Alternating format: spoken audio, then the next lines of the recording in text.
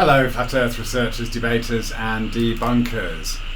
Any one of us can wake up at any time, regardless of our background, our age, our career, our education, our culture, our family. Different things happen to different people to bring them to a higher level of awareness. Or at least things can happen in life that invite you to do that, whether you take up that offer and step up your level of awareness or consciousness. That is entirely up to you. That's part of your individual journey. And so this relates to Flat Earth, because on the journey to the so-called Flat Earth, what you do is you study the beliefs that you have that have been told to us, and you study the evidence, and you apply reasoning and a thought process, a bit of an independent thought process, and then you realize that we've just been led to believe through explanations and models and repetition and authority telling us that's the way things are, that's your world, that's your universe.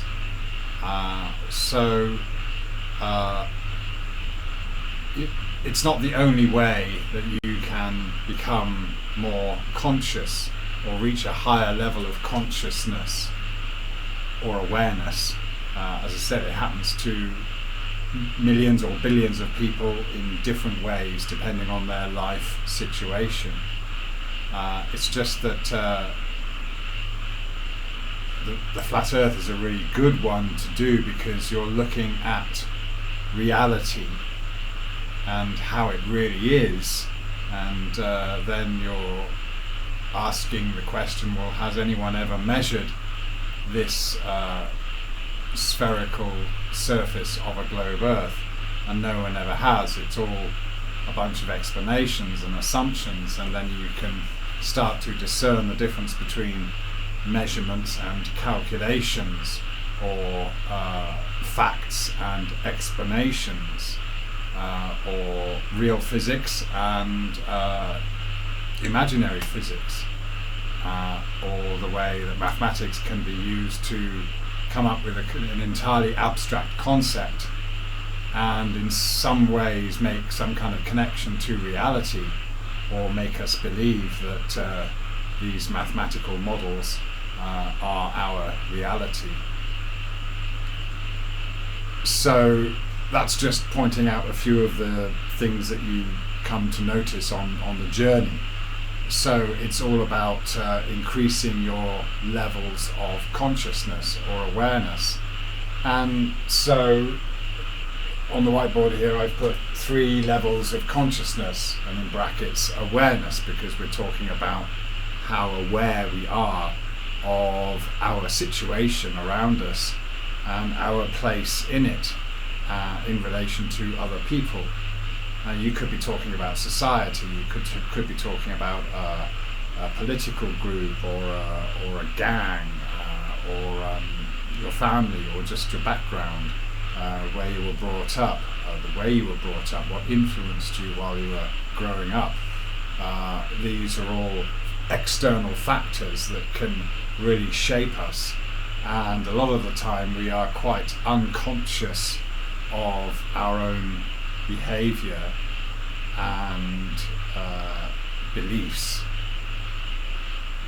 because that's the sea that we've been swimming in, right? So I would call that, consciousness level 1, where we have these external influences. We could just say a TV, but it could be your partner, it could be a family member, it could be friends, it could be politicians, or just enigmatic people, gurus, priests, whatever. They all have this influence on us. So if I were to just illustrate level 1 like this, with someone sitting down or whatever, watching TV. Okay. We'll just make this an old-fashioned TV, and it's blaring out its stuff there. Okay. So that's an external influence on us here. Okay. All right. And let's just put the heart here. Okay, so of course this is where all the emotions occur, right? In Thai, a lot of the descriptions for how you feel about something, and there are many, are connected to the heart. Okay, so your heart feels good or your heart feels sad and things like that. Emotions always come with this prefix of talking about the heart.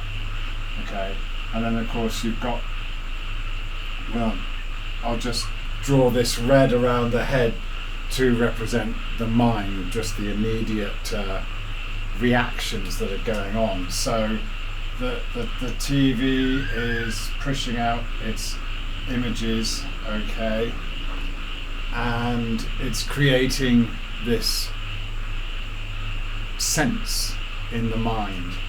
And what we've got to keep in mind here is that the heart and the mind are connected, right?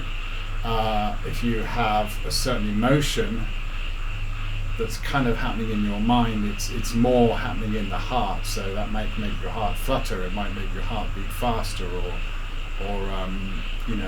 tense up. Fear does a certain thing to us. So that could be something that's fear could be going on in our mind because we're watching some kind of horror show or something like that, yeah, a thriller, or even the news where we're being told that we're going to get bombed if we don't do something about it, yeah. So this is consciousness level 1, where we have this outside influence, and it could be politicians or musicians or whoever on TV. Of course, there's also joy, happiness, there's sadness, there's envy, there's all these basic instincts. Okay, so let's just label this. I shall do it in black, I'm afraid. Okay, basic.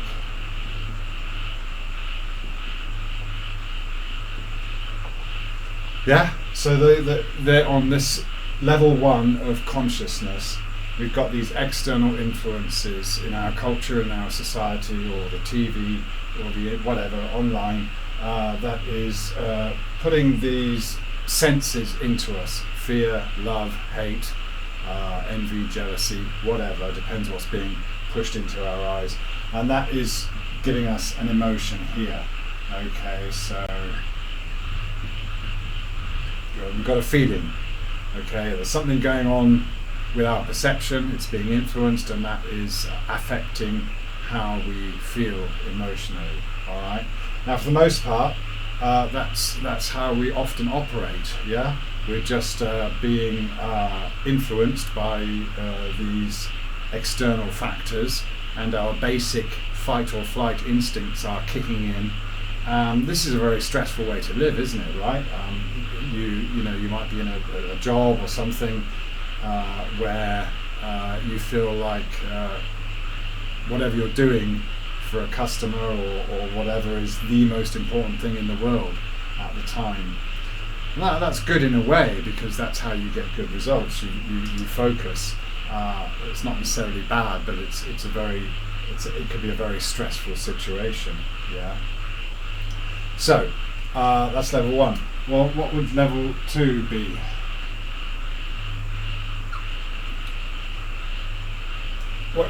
What can happen when you're watching TV, for example, or there's something going on, there's some commotion going on.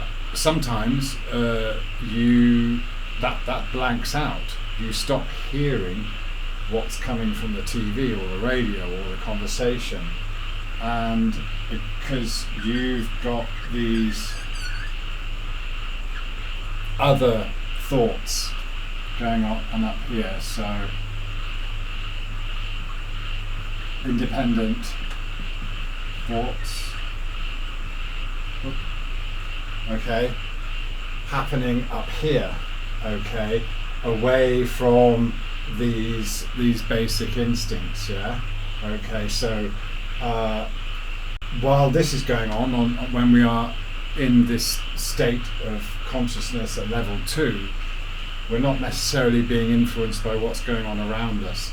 Now that can be something like, for example, people that have suffered abuse or physical abuse or something when they were kids. They might have easily got into a state where they stopped feeling the pain, or it was more like a dream state, this kind of escape from the hurtful, raw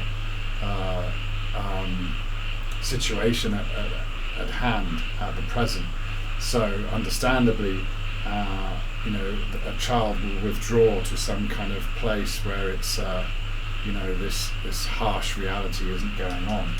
Okay, so we've got these independent thoughts which can just go on a different level.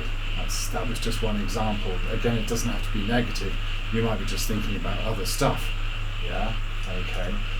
What's important though is that these thoughts still connect to the heart. Okay. So you're thinking away, and a lot of the time, I suppose we're going to have memories in those thoughts, and we're going to have some future scenario playing out, or just an imaginary. Okay, so it's all imaginary.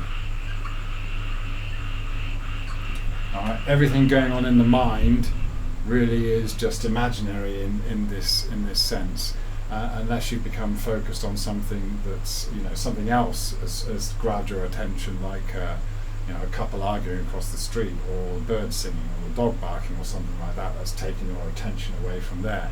But again, you're still, you come down to that level 1 again. You're reacting to these external influences. This level 2 is you've kind of you've gone a bit blind and deaf to your external world, and you're just on this different level. So you're away from those basic instincts.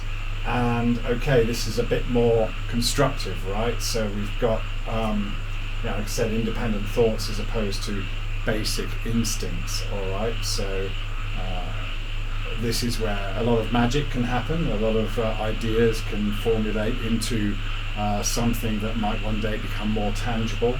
Okay, but at the same time, there's also these emotions that are attached to these memories.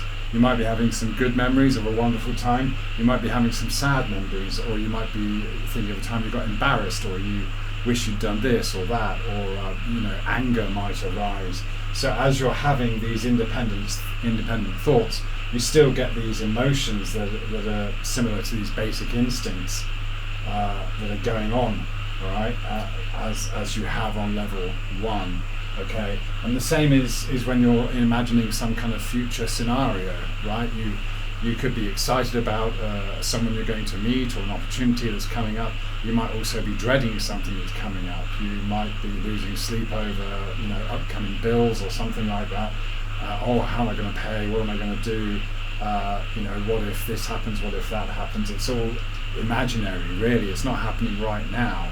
Okay, but again, these future scenarios have this kind of connection to our emotions as well. All right, so we still connected and suffering in that respect, on a similar level to this first basic instincts level. We're still having thoughts and emotions that derive from these basic fight or flight instincts, right? They are some kind of mixture of those two. And then of course you can start thinking about it and rationalizing things, and that's all good. Yeah. But then we're going to go up another level, level 3. Yeah. Okay. Sorry, the pen's not very good. But level 3, what's happening here? Well, this is where we really become what you could imagine it as is a third eye. Okay. All right. This is now much further away from the person or the identity that we think we are, the who we think we are. It's very much detached from all of this going on here on level 1 and on level 2, but it's an all-seeing eye, as it were. It can see what's happening. It's observing. So this is now the scientific observer. Okay.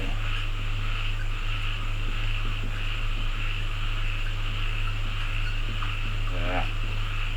All right. This third level of consciousness is the scientific observer that is very much detached. So understands and knows the emotions that are going on and the basic instincts that are going on, sees that connection between the two, and also sees how these independent thoughts are really just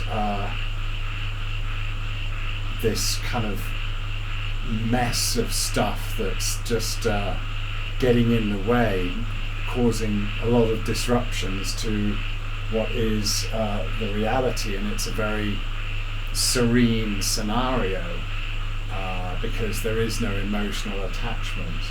Yeah. So when you're looking down on yourself and you're seeing how you get programmed by these external influences, and of course how everyone else is programmed to wear certain fashion items or to follow a certain political party or ideal, or go and protest about this or that, or demand a war with this or that nation, whatever. You start to see how you've been influenced by these external influences. Your emotions have been riled up, and you haven't had any kind of control or awareness of them. But as we go up here, we have more awareness. So we see how we've been deceived with beliefs. We're also very aware of our limitations as well. And we are also away from or detached from the lying that goes on in the mind to justify certain things. So while these two levels are quite solidly connected, they're quite strongly connected, because we can still have thoughts that then create actions, and they can be kind of between the two. It's because of a fear, it's because of something, rather than this detached observer's view of everything, which is closer to that kind of sea of consciousness, if you like, that we are independent spirits, but at the same time we're all connected. So there's another connection going on. There's level 4 of consciousness, where you're watching all of this and you're watching the watcher or the observer, as it were. But basically that's how you arrive at this conclusion that we're not on the globe, because you believed it, and you can understand that other people believed it, and you understand that a lot of people are just operating on level 1, possibly level 2, and they're not seeing that bigger picture, as it were, of how they have been bamboozled, or we have been bamboozled just like everyone else. Yeah. So I think it's right to call it a scientific observer, because you are scientifically observing what's going on. You're seeing the connections between influences and the heart and the mind, and you're seeing how the mind can go off in all kinds of random directions, and sometimes with a purpose, but because of what's driving that mind to do that. Is it an influence from level 1 or 2, or is it an influence from somewhere above level 3 of consciousness? So with any kind of awakening or enlightenment that's going on with you, what I suppose you're doing is you're levitating away from this. You're not gravitating towards the level 1 anymore. You're not being pulled in by all these influences, but you're levitating away from it and gravitating more to your life being influenced by mysterious things that are guiding your way. Maybe you think about how the gods are portrayed in Greek mythology. They're very much having a hands-on in what's going on with the people in their story, the mortals in their stories. The immortals are just playing their games of chess with the mortal chess pieces, and you can kind of allow that to play out. You can allow the universe to make things happen. Now, there's also the thing that in life you can manifest, right? You can manifest things to happen, and there is this grey area here where you can achieve a great deal, and that might be positive or negative because you have certain thoughts and drive and ambition, and you can do that. So that's very much on a level 1 and 2, and it can still be very positive or it can be very negative. Whether you're someone that creates great wealth and or great wars, it could be either, right? But that kind of person isn't really reaching up to a level 3. They might be in some ways, in that they're smart enough to see how easy it is to influence other people, and they understand how people work, but also see themselves as different from that and unaffected by what they do. So we're talking about the psychopath, basically. And of course, every human has psychopathic tendencies. So the more you talk about this, the more blurred the lines become. And so really, maybe it's best to just leave it at that. And hopefully that's just one way of illustrating these 3 levels of consciousness that we can achieve as we increase our awareness of who we are and how we've been influenced, and what this place really is, whether we actually have any knowledge of that or not.